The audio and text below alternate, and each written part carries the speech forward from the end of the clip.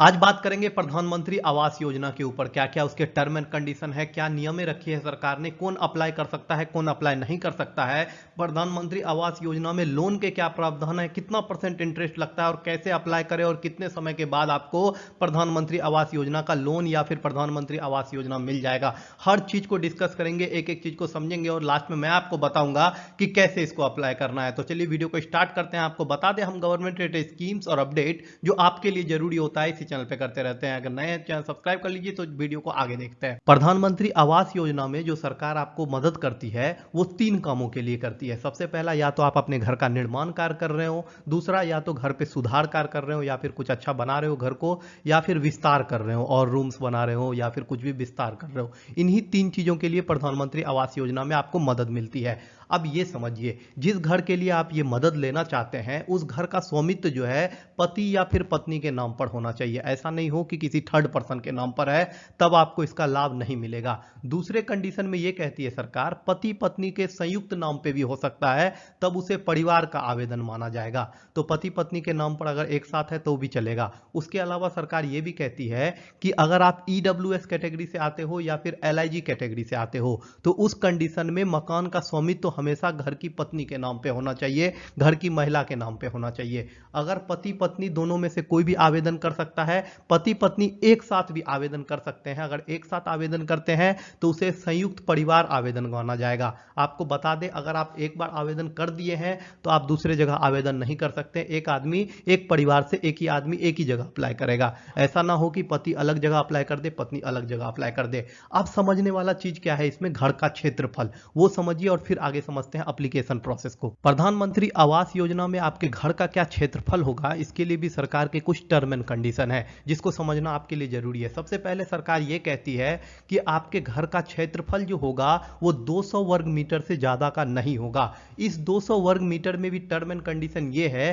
कि ये आपके घर का क्षेत्रफल होगा, मतलब आपकी बाहरी दीवार को इसमें काउंट नहीं किया जाएगा। इस क्षेत्रफल के लिए भी सरकार ने इसमें 4 कैटेगरी बनाए हैं। अगर आप ईडब्ल्यूएस श्रेणी से आते हो, मतलब आर्थिक रूप से कमजोर वर्ग से आते हो, तो आप 30 वर्ग मीटर तक का निर्माण कार्य करा सकते हो और विस्तार कार्य करा सकते हो। 30 वर्ग मीटर को अगर आप फुट में करोगे तो 323 वर्ग फुट होता है। अगर आप एलआईजी श्रेणी से आते हो, मतलब कम आय वाले समूह से आते हो, तो उस कंडीशन में आप 60 वर्ग मीटर तक का घर का निर्माण कार्य करा सकते हो, विस्तार कार्य करा सकते हो। और 60 वर्ग मीटर मतलब हो गया 646 वर्ग फुट। अगर आप मध्यम आय समूह श्रेणी 1 से आते हो, मध्यम आय श्रेणी में 2 श्रेणी है, श्रेणी 1 और श्रेणी 2। श्रेणी 1 वालों के लिए 160 वर्ग मीटर है, जिसमें 1722 वर्ग फुट तक का आप मकान का निर्माण कार्य और विस्तार कार्य करा सकते हो। मध्यम आय वर्ग में श्रेणी दूसरा जो होता है उसमें कंडीशन ये है सरकार का कि वो 200 वर्ग मीटर तक विस्तार कार्य भी करा सकते हैं और निर्माण कार्य भी करा सकते हैं। इसमें सरकार 2153 वर्ग फुट तक की अनुमति देती है और आर्थिक मदद देती है। अब ये समझते हैं कि किस श्रेणी को कितना आर्थिक मदद मिलता है, उसको भी समझना जरूरी है। फिर होम लोन का समझेंगे, उसको कैसे सरकार ने आवास योजना के साथ जोड़ा है। प्रधानमंत्री आवास योजना के लाभार्थी को ऐसे समझिए कि अगर आपकी आय 6 लाख रुपए से 12 लाख रुपए के बीच में है तो आप आते हैं MIG 1 कैटेगरी में, मतलब मध्यम आय वर्ग कैटेगरी 1 में। अगर आपकी वार्षिक आय जो है 12 लाख रुपए से 18 लाख रुपए तक है तो आप आते हैं MIG 2 कैटेगरी में। अगर आपकी आय 3 लाख रुपए से 6 लाख रुपए तक वार्षिक है तो आप आते हैं LIG कैटेगरी में। और अगर आपकी आय कुल 3 लाख रुपए तक ही है तो आप आते हैं EWS कैटेगरी में। सरकार कहती है कि EWS कैटेगरी में जो भी व्यक्ति आते हैं वो 3 लाख से अधिक हो अगर उनकी आय, तो उनको वो अप्लाई नहीं कर सकते हैं। LIG कैटेगरी में जो भी परिवार आता है उसकी आय 6 लाख से अधिक नहीं होनी चाहिए। अगर 6 लाख से अधिक होता है तो वो अप्लाई नहीं कर सकते हैं।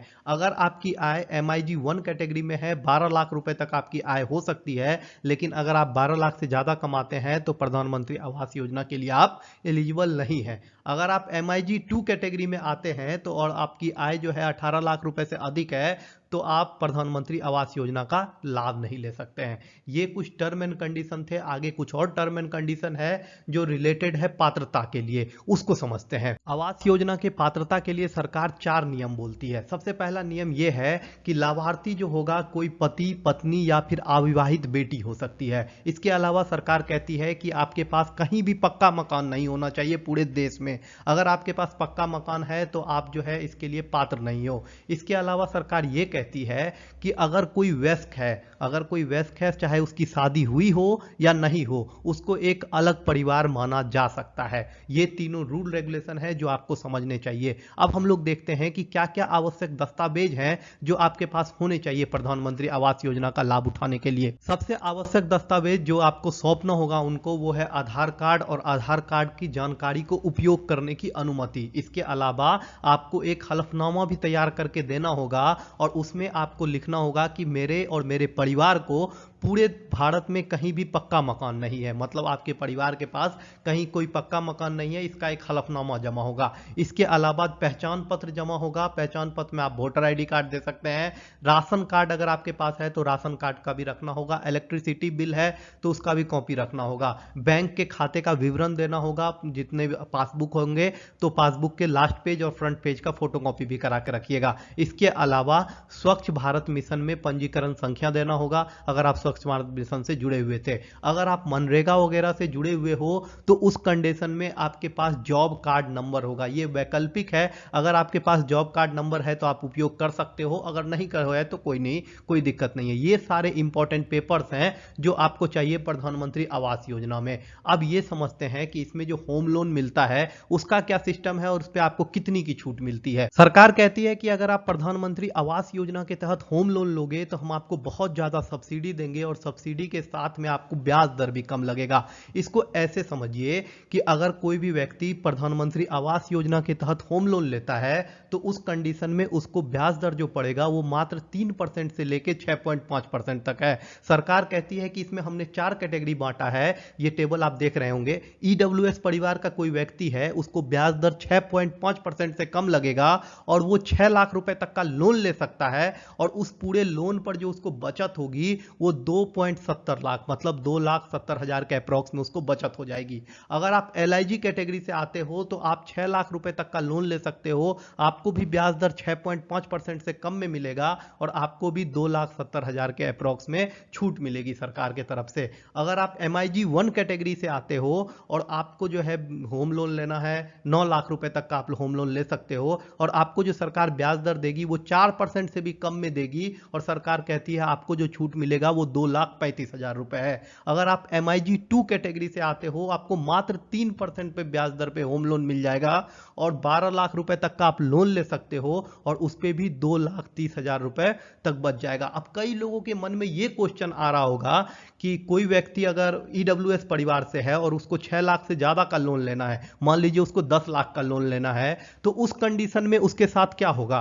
तो इस कंडीशन में सरकार कहती है कि आप 10 लाख ले लो, लेकिन 6 लाख रुपए तक में आपको सस्ती ब्याज दर पे हम लोन दे देंगे। बाकी का जो 4 लाख रुपए बचा उस पे नॉर्मल जो ब्याज दर चल रहा है 6%, 7% या फिर 8%, उसके हिसाब से आपको चुकाना पड़ेगा। इसको समझिए। ये इसका स्क्रीनशॉट लेके रख लीजिएगा या फिर वीडियो को सेव करके रख लीजिएगा। ये बहुत इंपॉर्टेंट टेबल है, इसको देख लीजिए। अब ये समझते हैं कि इस होम लोन को चुकाना कैसे है और उसके बाद समझेंगे कि अप्लाई कैसे करना है।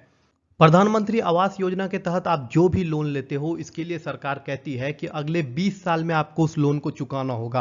आप कहोगे कि हमें जो है 20 साल में नहीं चुका पाएंगे, हमको 30 साल का समय चाहिए, तो सरकार कहती है कि आप 30 साल का समय ले लो, लेकिन 20 साल तक के समय में आपको जो ब्याज दर है वो कम वाला लगेगा और 10 साल के लिए जो नॉर्मल ब्याज दर है होम लोन का वो लगेगा। इसीलिए काफी अच्छा होता है कि अगर आप 20 साल के अंदर ही प्रधानमंत्री आवास योजना का लोन चुका दे। अब इसके लिए आप कैलकुलेट भी कर सकते हैं कि कितना EMI आपको मंथली भरना पड़ेगा। इसके लिए सरकार ने अपना ही एक वेबसाइट बनाया, उसका लिंक मैं डिस्क्रिप्शन में दे दूंगा। अगर आपको चाहिए होगा तो आप कमेंट कर दीजिएगा, मैं आपको रिप्लाई में भी डाल दूंगा। अब ये समझते हैं कि ये पूरा लोन अप्रूवल का प्रोसेस क्या है और इसमें लोन कैसे लोगों का रिजेक्ट हो जाता है। इसको ऐसे समझिए कि प्रधानमंत्री आवास योजना का जो पैसा आता है उसको आने में लेट क्यों लगता है। ये पूरा प्रोसेस जो है 3 अलग अलग डिपार्टमेंट से होके गुजरता है और उसके बाद फिर से रीचेक होता है।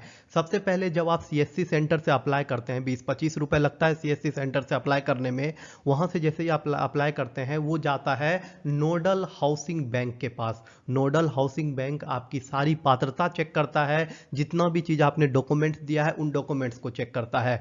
उसके बाद वहां से जैसे ही आपका पेपर वेरीफाई होता है, ये वेरीफाई होने के बाद चला जाता है housing and urban development corporation के पास। इस डिपार्टमेंट में थोड़ा ज्यादा समय लगता है। ये चेक करती है कि पूरे भारत में आपके नाम पर कहीं और रजिस्ट्री तो नहीं है, कहीं और आपके पास मकान तो नहीं है। सब कुछ जांचने के बाद ये भेजती है सेंट्रल बैंक ऑफ इंडिया को। सेंट्रल बैंक या स्टेट बैंक दोनों में से किसी एक बैंक के पास भेजा जाता है। इस बैंक के पास ये चेक किया जाता है कि आपके कितने अकाउंट हैं, कितना पैसा है आपके पास, आपने जो जानकारी दी है अपने सारे अकाउंट्स के बारे में वो सही जानकारी है या नहीं है, आप काबिल हो होम लोन की प्रधानमंत्री आवास योजना के लिए कि नहीं हो, ये सारा चीज जांच होता है। और इसमें फॉर्म रिजेक्ट होने का चांस कहां बनता है, जब आप कुछ भी गलत इंफॉर्मेशन दे देते हो। अगर आप गलत इंफॉर्मेशन अपने अकाउंट के बारे में दे देते हो तो वहां चांस बन जाता है अकाउंट रिजेक्ट होने का, फॉर्म रिजेक्ट होने का। अगर आप जो है क्या बोलते हैं अपने घर के बारे में गलत जानकारी दे देते हो, या फिर अगर आपने किसके नाम पे रजिस्ट्री है वो गलत जानकारी दे देते हो, तो इस कंडीशन में कोई भी एक छोटा सा गलती आपका फॉर्म रिजेक्ट करवा देगा। और फॉर्म रिजेक्ट करते ही मतलब समझो ये 3-4 मंथ का प्रोसेस आपको फिर से करना पड़ेगा और फिर से सही से भरना पड़ेगा। इसीलिए सारी चीज को देख के भरिए फॉर्म। जब आप सीएससी सेंटर पे जाते हैं तो वो सारे जितने भी डॉक्यूमेंट्स मैंने बताए हैं वो सारे डॉक्यूमेंट्स को अपने साथ लेके जाइए, सबका फोटो कॉपी लेके जाइए, फोटो पूरा एक्यूरेट होना चाहिए, रेसेंट का फोटोग्राफ होना चाहिए, वो लेके जाइए। कभी भी जो है ना ये फॉर्म हमेशा सीएससी सेंटर से भरिए। कई यूट्यूब के चैनल हैं जो आपको बताएंगे कि खुद से भर लीजिए, ये कर लीजिए, वो कर लीजिए। बिलीव कीजिए उसमें बहुत छोटी छोटी सी चीज होती है और छोटा छोटा मिस्टेक अगर आप कर जाओगे तो आपका फॉर्म रिजेक्ट हो जाएगा। 20 से 25 रुपए लगेगा, सीएससी सेंटर पे जाओगे, वो आपके फॉर्म को अच्छे से स्कैन करके, अगर मान लो आपका कोई एक कॉपी है जो थोड़ा क्लियर नहीं आया अपने से, उसको आपने अपलोड कर दिया, आपने तो उस समय अपलोड जरूर कर दिया लेकिन बाद में वो रिजेक्ट हो जाएगा, 4 महीना बाद पता चलेगा आपको कि रिजेक्ट हो गया। इसीलिए ये काम थोड़ा प्रोफेशनल से ही करवाइए, जिसको अच्छा नॉलेज हो फॉर्म वगैरह भरने का। सीएससी सेंटर पे चले जाइए, वो लोग हमेशा भरते हैं इसको, उनसे भरवाइए फॉर्म और उनको अप्लाई कर दीजिए। अब हम लोग ये देखेंगे कि क्या क्या इंपॉर्टेंट क्वेश्चंस आप लोगों ने मुझसे पूछे थे प्रधानमंत्री आवास योजना के बारे में, और सबका जवाब मैं दूंगा एक एक करके। बहुत ध्यान से सुनिएगा, बहुत लोगों के काम आने वाला है ये। सबसे पहला क्वेश्चन आप लोगों का यही था कि प्रधानमंत्री आवास योजना का आवेदन शुल्क क्या है। आपको बता दें, यदि आप खुद से आवेदन करते हो, मैं ऑफिशियल वेबसाइट दे दूंगा डिस्क्रिप्शन में, वहां से करोगे तो ये निःशुल्क है। अगर आप सीएससी सेंटर पे जाकर करते हो तो ऑफिशियल चार्ज 25 रुपए है। हो सकता है वो आपसे 50 रुपए ले ले या फिर 100 रुपए ले ले, लेकिन मैं आपको सलाह दूंगा कि हमेशा सीएससी सेंटर से ही जाके अप्लाई कीजिएगा, लेकिन ऑफिशियल चार्ज 25 रुपए ही है। आप ये समझते हैं। दूसरा क्वेश्चन क्या था, सब्सिडी जारी होने के बाद घर का निर्माण रुका हुआ है तो क्या होगा। ऐसे मामले में आपको सब्सिडी वापस करना होगा, सरकार आपसे पैसे वापस ले लेगी, आपके अकाउंट से पैसे काट लिए जाएंगे या फिर आपको जमा करने के लिए कहा जाएगा। इसीलिए कभी भी सब्सिडी लेके निर्माण कार्य नहीं रोकना है आपको। तीसरा क्वेश्चन जो आप लोगों ने हमसे पूछा था कि सरकार प्रधानमंत्री आवास योजना के अंतर्गत सब्सिडी कैसे देती है। राज्य और केंद्र सरकार मिलकर सब्सिडी देती है और वो डायरेक्ट आपके अकाउंट में दे दिया जाता है, सीधे लाभार्थी के खाते में दे दिया जाता है। और एक क्वेश्चन था कि मेरे पास खाली प्लॉट है, क्या मैं प्रधानमंत्री आवास योजना के पात्र हूं। जी हां, आप पात्र हैं। अगर आप अपना देख सकते हैं क्या क्या एलिजिबिलिटी क्राइटेरिया है, क्या क्या कौन कौन अप्लाई कर सकता है। अगर आप उनमें से उन चारों में से किसी कैटेगरी में आते हो तो आप अप्लाई करके ले सकते हो। प्रधानमंत्री आवास योजना के लिए कौन पात्र है, 3 लाख रुपए जिसकी आमदनी है, 3 लाख से कम भी, और 18 लाख रुपए तक जिसकी आमदनी है, वो सभी प्रधानमंत्री आवास योजना के लिए पात्र हैं। वो सारा एक बार पात्रता वाला वीडियो को जो है एक बार पीछे करके देख लीजिएगा। एक और क्वेश्चन था कि प्रधानमंत्री आवास योजना में सूची की जांच कर सकते हैं कि मेरा नाम है या नहीं है। तो इस कंडीशन में मैं आपको बता दूं, जी हां, आप कर सकते हैं जांच। आपको प्रधानमंत्री आवास योजना के ऑफिशियल वेबसाइट पे जाना होगा। वेबसाइट पे जाने के बाद सेलेक्ट बेनिफिशियरी करके एक सेक्शन आएगा, उसको क्लिक कीजिएगा। डाउन बॉक्स में रिक्वेस्ट माय नेम का कलेक्ट कीजिएगा, वहां पर आप अपना नाम और आधार नंबर दर्ज करके अपना नाम चेक कर सकते हैं कि आपका नाम है या नहीं है। ये सारे क्वेश्चंस थे। इसके अलावा और भी कोई क्वेश्चन होगा, कोई भी प्रश्न होगा आपके मन में इस पूरे वीडियो को देखने के बाद, तो आप कमेंट कीजिएगा, मैं उसका जवाब जरूर दूंगा। आपको बता दें, इस प्रधानमंत्री आवास योजना से रिलेटेड या फिर सरकारी कोई भी योजना से रिलेटेड कोई भी सवाल हो तो आप पूछ सकते हैं, मैं आपका जवाब जरूर दूंगा। बहुत सारी योजनाएं ऐसे होती है जो लोगों तक नहीं पहुंच पाती, उसी योजनाओं को आप तक पहुंचाने के लिए हमने ये यूट्यूब चैनल बनाया है। चैनल जो सब्सक्राइब कर लीजिएगा और हमारे साथ बने रहिएगा। आपका बहुत बहुत धन्यवाद। और जिन लोगों ने यहाँ तक वीडियो देखा है, बिलीव कीजिए बहुत मेहनत लगाए बनाने में, इतना इन्फॉर्मेशन कलेक्ट करना बहुत टफ था।